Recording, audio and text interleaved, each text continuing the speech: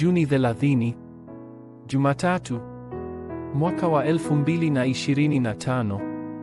Watumishi wa umma ambao ni wamishonari ni wahusika wakuu wa uchumi wa nuru. Mwanzo 37:7.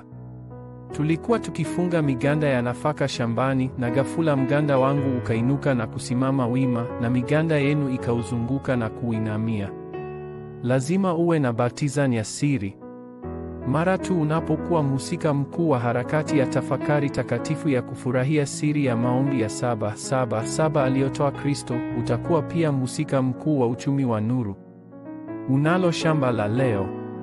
Lazima ufurahie baptizani iliyofichwa kupitia siri ya maombi ya masaa 24 katika shamba lako. Mara tu unapoanza safari iliyofichwa, 25 zinazookoa wengine zitafanyika, na pia utapokea jibu la umilele kutoka kwa miongozo iliyofichwa. Kisha utasimama kama shahidi na kukutana na wanafunzi wengine. Utainua baptizani iliyofichwa mara tu unapopokea majibu haya. Wewe unayefurahia hili ni mhusika mkuu wa harakati ya tafakari takatifu. Moja, mtumwa. Yusufu alishikilia siri ya baptizani. Kwa baptizani hiyo aliweza kuokoa nyumba ya kamanda wa kijeshi. Yusufu ambaye alienda akiwa mtumwa akawa msimamizi wa nyumba ambaye alikuwa na uadhiri mkubwa juu ya nyumba ya mkuu wa jeshi.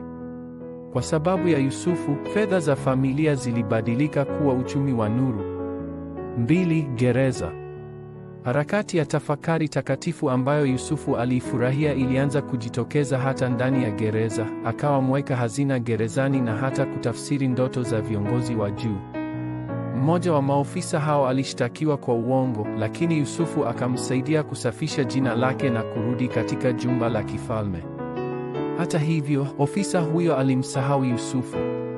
Kulikuwa na sababu nyuma ya hii. Nchini Misri, ili kuwa waziri mkuu kulihitaji kufikia miaka halali ya angalau miaka 30. Vile vile lazima uweze kuona ratiba maalum ya wakati inayotolewa kwa wamishonari watumishi wa umma. 3. Misheni. Yusufu akasimama mbele ya Farao. Huu ulikuwa wakati muhimu ambapo siri ya harakati ya tafakari takatifu ilitolewa. Yusufu alipeleka jibu kwa Farao pamoja na suluhisho la masuala ya siku zijazo. Kufuatia pendekezo la Farao, Yusufu aliwekwa rasmi kuwa waziri mkuu. Farao hata alikiri kwamba hajawahi kuona mtu ambaye alikuwa amejazwa na Roho wa Mungu hivyo. Huu ndio ufunguo wa misheni. Potifa alishuhudia uwepo wa Mungu pamoja na Yusufu. Hili pia liliwasilishwa kwa maafisa wa umma gerezani, Farao na ulimwengu wote. Ilipitishwa hata kwa familia ya Yusufu na mke wa Potifa. Utakuwa na uwezo wa kuokoa kila mtu mara tu unapokuwa mhusika mkuu wa harakati ya tafakari takatifu. Ombi la agano. Mungu Baba, kwa kupitia Kristo aliye pamoja nami, naomba nihuishwe na nifurahie baraka za kweli za misheni zinazoleta uhai kwa familia yangu, shamba, taifa na ulimwengu. Katika jina la Yesu Kristo ninaomba. Amen.